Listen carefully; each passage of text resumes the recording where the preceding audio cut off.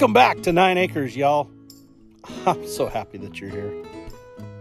Well, we got a new project. Well, it's an old new project. You kind of already know about it. It's the free shed, right? But we've got to get this thing waterproofed. It's spring, big rain's coming. It's particle board for the roof, so we don't want no more water damage on it because we already have some pretty severe damage. If you guys don't know about particle board, you know, if it gets wet, it's over. And you can go to the inside and you can see daylight. So I got a few bundles of shingles. We're gonna start on this project. Deep in the shadows, I know it's hard to put one foot in front of the other. So far as the echo, where do we start? You can learn to discover. We're gonna strip at least this part. We'll probably go up here to the second row and cut it, and at least replace this section, this soft spot. We're gonna replace it, and then we're gonna get the first 3 rows on there and get this thing waterproofed. The rest of it is pretty good. I got one shingle on the other side. Here, I'll show you. That's missing right here, but I still got my strip below, so we're still protected. But I want to get this thing dry. We're gonna do the whole roof. I'm not stopping right there, but I wanted to get at least that much of it done budget-wise. Then the siding, man, I priced that stuff. When I first got the shed, I priced the siding, and I did not think, and it wasn't that bad at that point. Wow, how times have changed. This composite already primed siding, now, wow, $60 for a 4x8 sheet. It's going to take 3 sheets for just the sides, because we're 4 foot on each side, so you can cut a sheet in half, do the sides. So 3 sheets there. Then this back end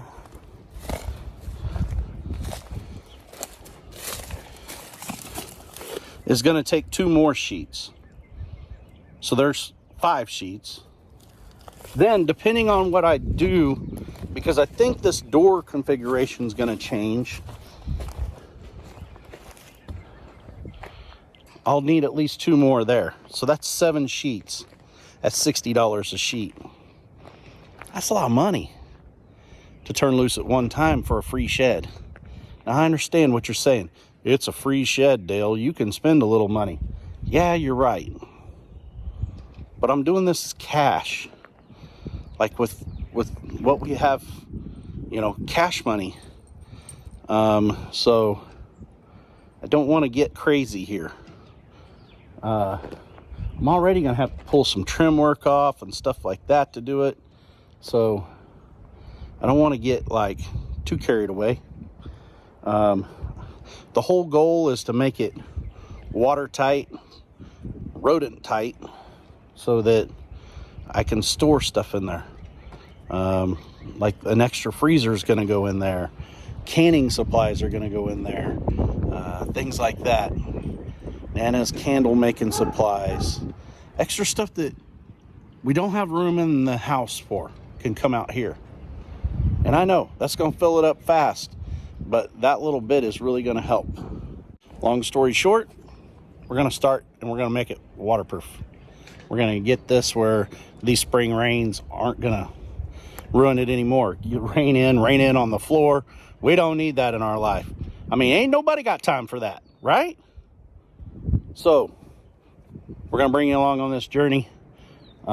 First thing is I got to find a utility knife and my nail bar. I'm going to cut that.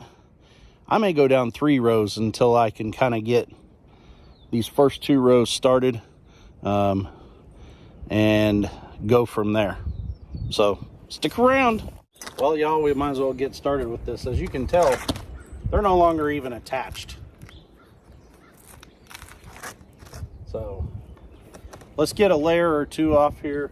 We can see how bad that damage is down there and try to get it replaced and try to get a couple layers going before this weather gets bad. As you can tell, it's overcast and cloudy. So we're gonna have to start by here, and we literally tear them off. So it's gonna be a whole lot of you just watching me do this. I'm gonna go grab a wheelbarrow, put this in, instead of throw it on the ground and then I have to pick it back up.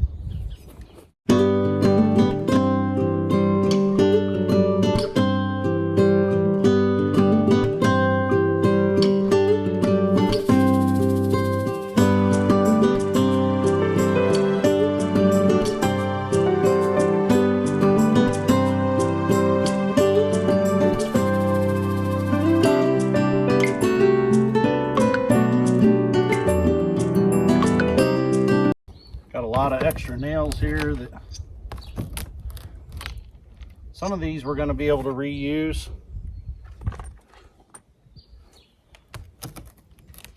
I'm going to leave this for now until I get ready.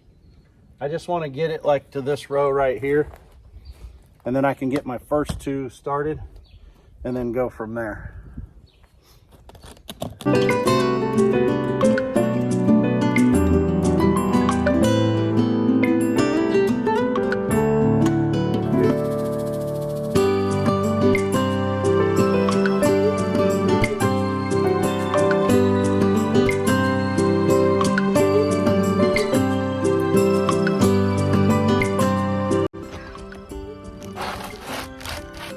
Yeah, I don't think it's supposed to come off like that.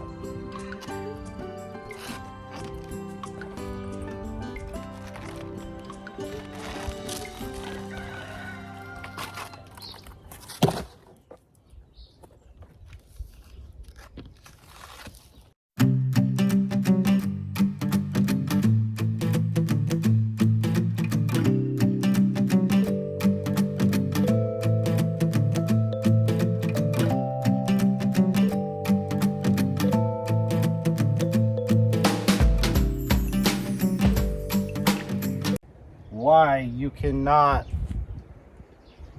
allow just like a shingle missing off your house or a shed. If you just see a small hole, if you can see the underlayment, you've got to get it taken care of right then.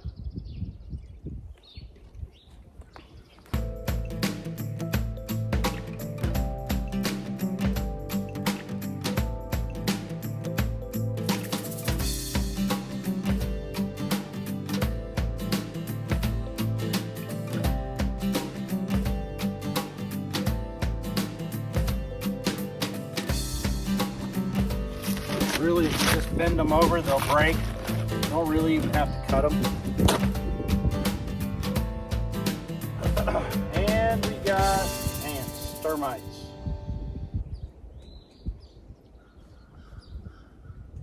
They're not termites, they're ants. Pretty bad. You're gonna have to get spray and take care of that.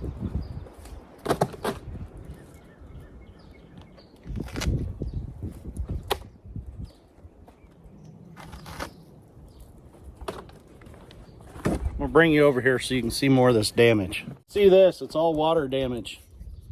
It's really soft. All that's gonna have to come out. We're gonna have to get up here until we find solid again.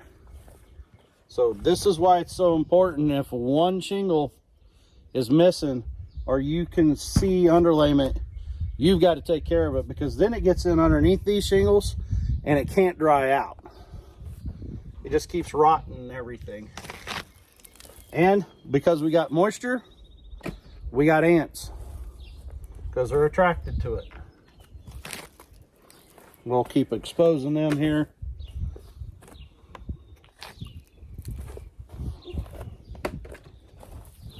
come over here and grab this corner.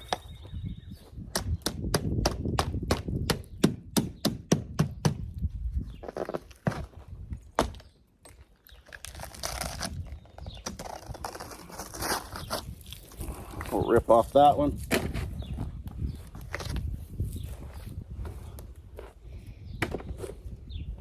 And I know the nail fell down. I'll have to try to find it.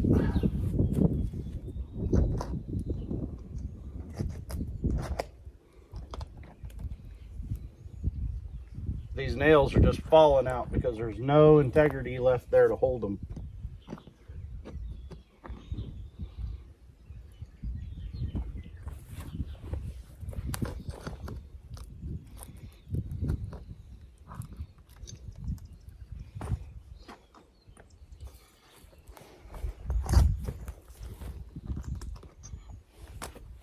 Now, if I wanted to do a shoddy job, I could just go ahead and lay shingles right back over the top of it.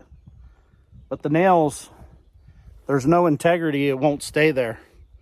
So the shingles, the next bad windstorm will just blow off again because there's nothing there to hold them in.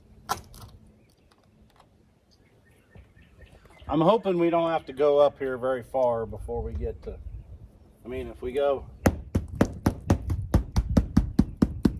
it's pretty solid up there. So I think it's going to be just, we might take one more row off to get to the good wood.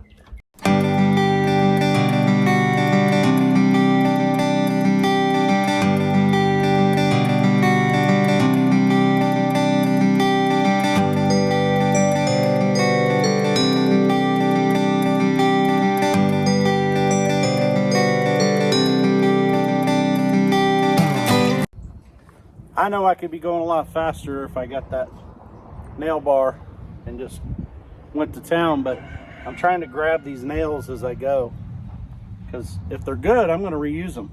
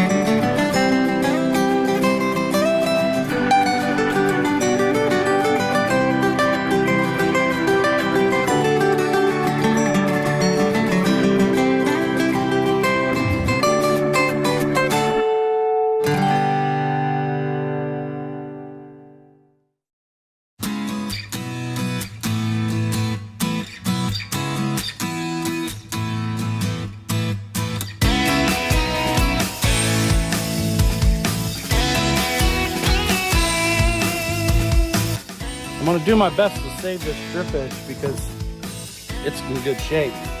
But I got to pull it off so I can replace that down there.